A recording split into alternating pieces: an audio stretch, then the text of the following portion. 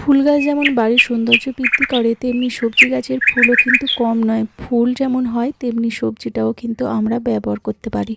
এই যে দেখো পুঁইশাক গাছের ফুলগুলো কতটা সুন্দর। শুধু ফুলগুলো সৌন্দর্য বাড়ায় না, এগুলো আমাদের কাজেও লাগে, খেতেও পারি। আর এই যে দেখছো করলা গাছটা, এটাও কিন্তু খুব সুন্দরভাবে বেড়ে উঠছে। আর গাছের ফুলগুলোও কিন্তু খুব সুন্দর। আর গাছটাও না আমার এত এত দেখতে ভালো লাগে। আর একে একটু সাজাবার জন্য আজকের ভিডিও। তো নমস্কার বন্ধুরা, আমি সুপর্ণা। আর আজকের বিকেলবেলায় আমি তোমাদেরকে বাগানে কি কি কাজ করি সেটাই করে দেখাবো। তো চলো, আজকের প্ল্যান ধরেছি যে এই যে করলা গাছটা এত সুন্দরভাবে বেড়ে উঠেছে, এটার জন্য একটু দড়ি দিয়ে সুন্দর করে এখানে দেব। তো জায়গাটা এতটাই শর্ট, যেহেতু আমি এখানে দানা সরিয়ে দিয়েছিলাম। তো গাছ বেরিয়েছিল এর আগে অনেক, তোমরা দেখেছো। তো এত পোকা লেগেছিল সেই সময়, সব মারা গেছে।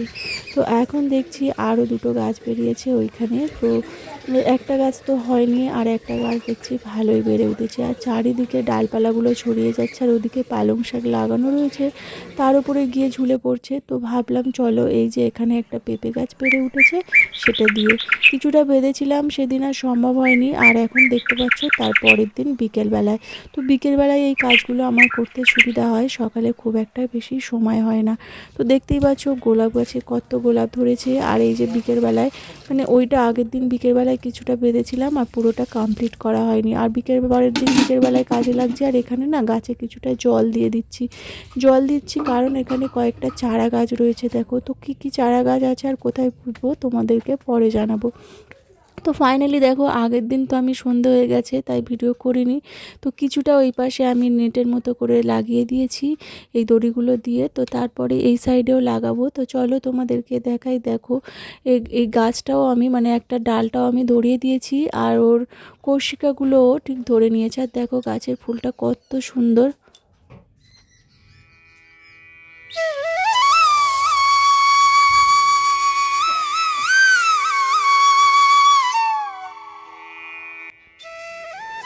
তো যাই হোক, এইবারে কিন্তু আমি এই পাশেও দিয়ে নেব। দেখো এটা একটা না ত্রিভুজাকৃতি হচ্ছে, তো ওই দিকটা লম্বা করে দিলে ভালো হতো, বাট ওখানে বসার জায়গা নেই, বা আর আমি এতটা দেবো না। মোটামুটি ভাবলাম এটা মানে একটা জাস্ট কোন সিস্টেম করে আমি দিয়ে দেব, আর কিছুটা এই পাশে ঝুলে থাকবে, আর দেখতেও ভালো লাগবে।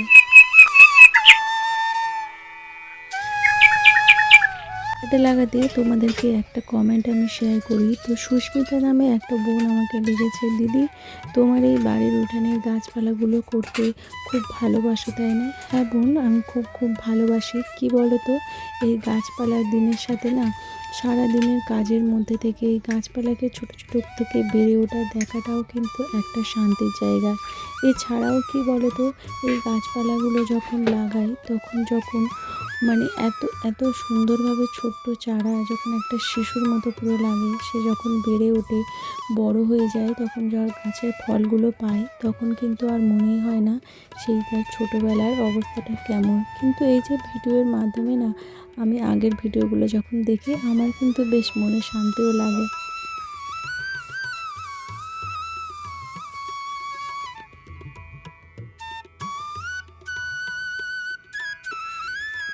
তো দেখতেই পেলে আমি তারপর হাত দিয়ে দিয়ে না এগুলো ধরিয়ে দিয়েছি, যাতে হচ্ছে ওর কর্ষিকাগুলো প্রত্যেকটা সুতোকে ধরে নিতে পারে।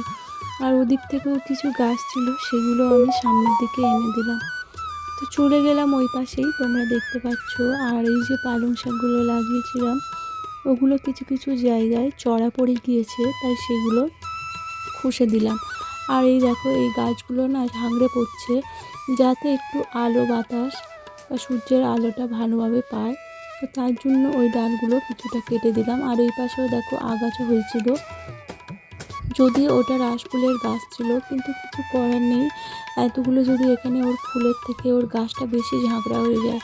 তো তারপরে কিছু করলার গাছ ওই পাশে ডাল চলে গেছিলো, ভাবলাম ওদিকে আর দেবো না, যেহেতু এদিকে দড়ির মাচা বানিয়েছি, তাই এই দিকেই পুরো সম্পূর্ণটা আমি দিয়ে দিয়েছি। তোমরা দেখতেই পাচ্ছ গাছটা কিন্তু এই দিকেই বেশি সুন্দরভাবে এগিয়ে আসছে। আর ওদিকে নিচে পড়ে গেছে, তো নিচে পড়ে যাওয়ার কারণে না গাছটা একদমই বাড়ছিল না। ওই জন্যই বলে করলা গাছ বেশ ঝুলে থাকলে বেশ ভালোভাবে ওই করলাগুলো বাড়েও ভালো। আর মাটিতে থাকলে বাড়বেও না, আর পোকামাকড় আক্রমণটাও হবে। তো সেই জন্যই আমি নেট করে দিলাম, যাতে ওই পোকামাকড়গুলো আর ধরতে না পারে। আর এছাড়া ওর মানে গাছের যে বা ফলের যে গ্রোথটা হয় সেটাও কিন্তু বেশ ভালো হবে। তো তারপরে ওইদিকে পরিষ্কার পরিচ্ছন্ন করে দেওয়ার পরেই দেখতে পাচ্ছি যে বেগুন গাছের ডালটা না ভেঙে যাবে। কেননা এর আগে একবার হয়েছিল, বেগুনের ভারে যখন ধরেছে বেগুনের ডাল ভেঙে পড়ে গেছিলো। আর বেগুনের ডাল না খুব নরম হয়। তো তারপরেই দেখো এই গাছটার মানে কত সুন্দর একটা সবুজ গাছ, মানে এতটাই সুন্দর লাগে। তো যাই হোক, বেগুন গাছটার পরে ব্যবস্থা নেব, সেটাও পরের ভিডিওতে আসছে। আর আমি এখন সাউন্ড দিচ্ছি বলছি আজই করেছি, তো ওটা তোমাদের পরের ভিডিওতে দেখাবো। আর এই যে দেখলে ভিটুলি তো গাছে ভরেই গেছে, আর সেই ডালগুলোও না নিচে চলে এসছে। বললাম না নিচে হলে মাটি লেগে আর ওগুলো বেশ আর তখন খেতে লাগে না, যতই ধুই মনে হয় যেন কিচকিচ করছে। তো আমি চেষ্টা করি ওপরে তুলে দিতে। আর যে দেখো গাছের কতগুলো ভিটুলি হয়েছে। রেনু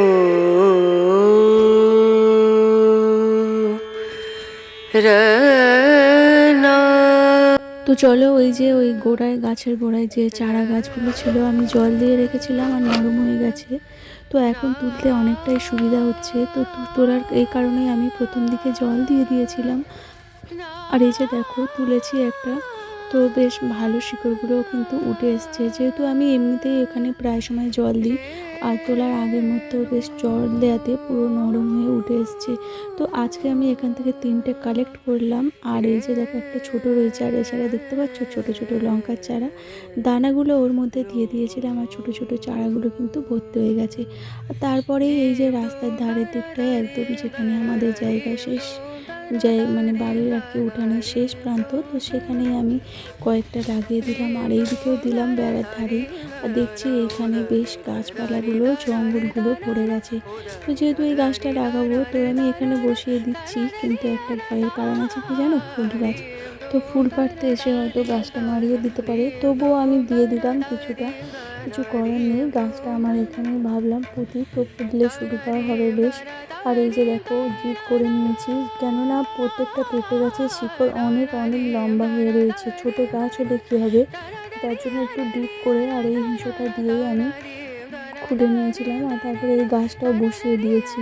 তো তোমরা দেখতেই পাচ্ছ গাছটা কিন্তু খুব শক্ত সমর্থ করে বসিয়ে দিয়েছি। আর এই যে দুটো গাছ চিনতে পারছো, সেই যে প্রথম ভিডিও দিয়েছিলাম গাছের জীবন দেওয়া, তো সেই ভিডিওতে তোমরা কিন্তু অনেক অনেক ভালোবাসা দিয়েছো। তো সেই ভিডিওটা পরেই হচ্ছে কি ভাবলাম পেঁপে গাছগুলো তখন অনেক ছোট ছিল এগুলো, তো এখন দিয়ে দিয়েছি। আর তারপরে দেখো প্রত্যেকটা গাছ দিয়ে দেওয়ার পরে কিন্তু জল দিয়ে দিতে হয়। তো তারপরেই আমি অল্প অল্প করে প্রত্যেকটা গাছের গোড়ায় জল দিয়ে দিয়েছি।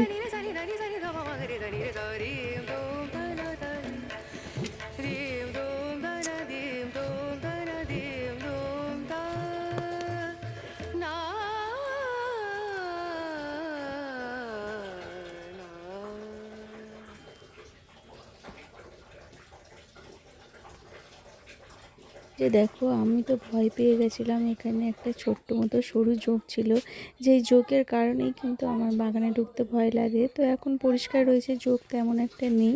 তো চলো পরে নেক্সট আমি তোমাদেরকে যেটা আমি লাগাবো সেটাই তোমাদেরকে শেয়ার করব। তো এই দিকটায় দেখো একটু খুশে নিচ্ছি, আর গ্লাসে করে নিয়ে এসেছি মেথি ভেজানো দানা।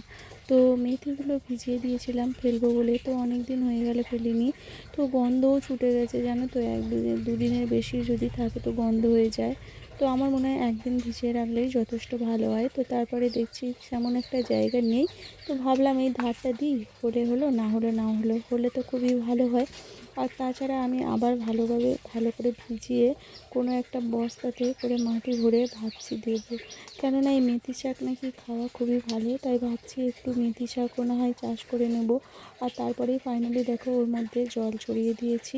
প্রত্যেকটা জিনিসে দেখো জলগুলো কিন্তু ছড়িয়ে দিলে আর জায়গাটা নরম থাকলে, বিশেষ করে দানার ক্ষেত্রে গাছগুলো বেরিয়ে আসতে সুবিধা হয়। তো চল, তো কাজ তো অনেকই হলো, যদিও কিছুটা কাজ, তবুও আমার কাছে অনেকটা কষ্টের মনে হলো, কেননা আমি তো সবসময় সচরাচর করি না। তো তারপরেই দেখো এখন যেহেতু কাজ শেষ, তাই জামা কাপড়গুলো তুলে নিচ্ছি, এখন সন্ধেও হয়ে আসছে।